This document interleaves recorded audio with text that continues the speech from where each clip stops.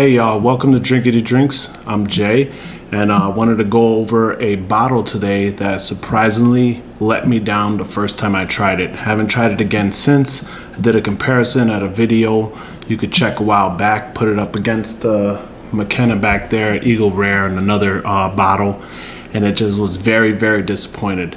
Never had it before up until that point and haven't had it since. I'm gonna revisit it and see if it really is that big of a disappointment, because I've heard a lot of good things about it, but I haven't had a good experience yet with it. And if I don't, I'm gonna try and do something to it to make it a little bit better. So let's get into this bottle.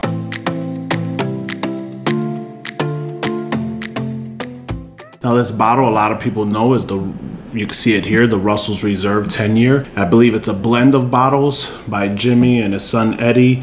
They hand-pick the bottles every year and pick the best one. So I'm assuming this is consistent throughout all the other bottles. At first I was thinking maybe I had a bad bottle, it was a single barrel, but these aren't the single barrels. I did try a single barrel. The single barrel was excellent. It was really good, worth the price that it's at, and probably worth more the fact that it's everywhere. So yeah, let's get into this nose of this thing. And I get caramel and vanilla and a little bit of maybe graham cracker or something, or the color is nice, everything about it's nice. I'm just so scared the taste's gonna let me down again. The taste was crazy. I'll get into it if it tastes the same.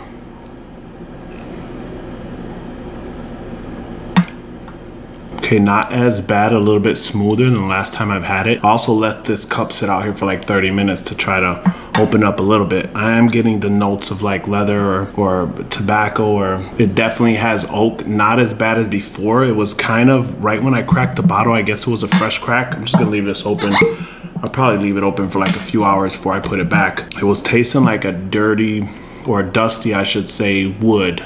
Dusty, like wood, old wood taste, and that was pretty much all I was getting. When I was comparing it to those when the McKenna was a little bit more brighter, sweeter, punchier on the flavor, obviously higher proof, this one wasn't doing much but giving me just too much oak. Yeah, I still taste the oak, but it doesn't taste old and dusty as it first did, which I guess I'm glad I'm coming back to it, because it isn't as bad as it was. And this bottle's only $32, so it's everywhere and very, very affordable. For $32, it is pretty dang good.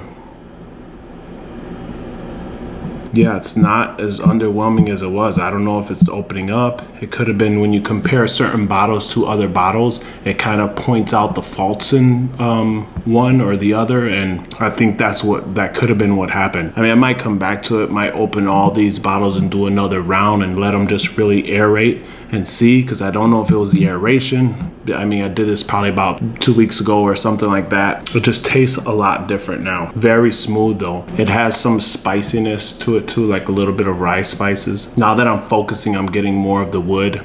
I can really taste the wood, but it isn't bad as it was.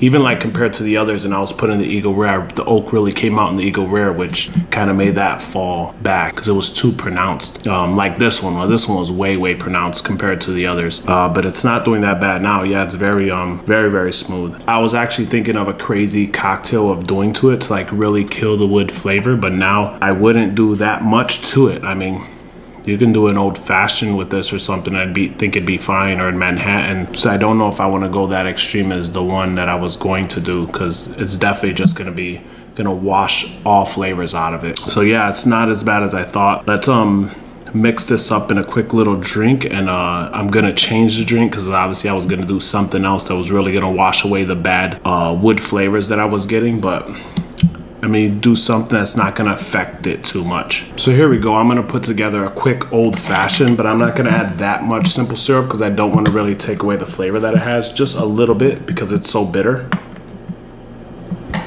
I'd probably use half of what I would normally use.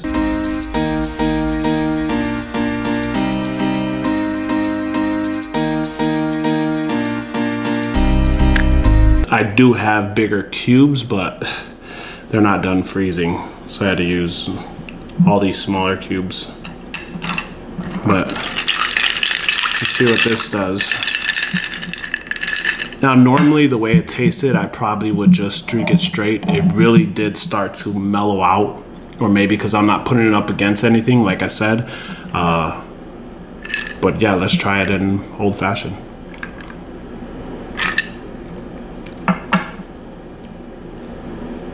It's nice, good punches. I mean, you would expect it, like, because normally you'd use something like not as good as this in a drink like this. But yeah, it's perfect. So let me get a little bit more of this straight and see if I come up with a score for it. Very sweet, caramely, like just a hint of wood. I'm kind of smelling the freaking orange on my fingers. I was gonna say there's a lot of orange on it now, but yeah, I got the orange affecting it all. The notes are nice, and for the value, like I said, it's $32.